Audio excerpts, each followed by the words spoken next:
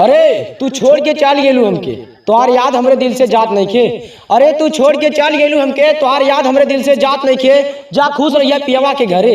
अरे जा खुश रहिया पियवा के घरे, बस इतना तो बता दा। अरे हाथ काटी की गर्दन कुछ बुझात नहीं खे।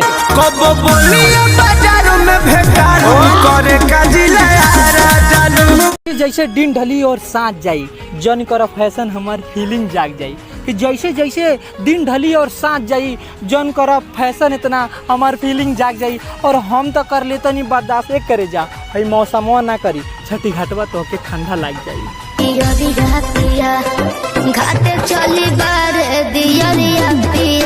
इतना तू काहे परेशान रहलू, का कोनो दिक्कत बा का? अरे इतना तू काहे परेशान रहलू, का कोनो दिक्कत बा का? ना मैसेज न कॉल, अरे ना मैसेज न कॉल करेलू, का कोनो दूसर बा का? शादी होते जान भुला जइबू का हो। कि लगिया सा रेती से रेते स्टेजे के दू चार गो ऐसा लइकन कुल के भिड़ा देम। कि लगिया सा रेती से रेते स्टेजे के दू चार गो ऐसा लइकन कुल के भिड़ा देम। एक करे जा हमरे से होई तोर बिया, नहीं तो जनरेटर के तार काट के जयमाले के टाइमे गिरा दे। जब जयमाल डाले तो तार कटब जरा ने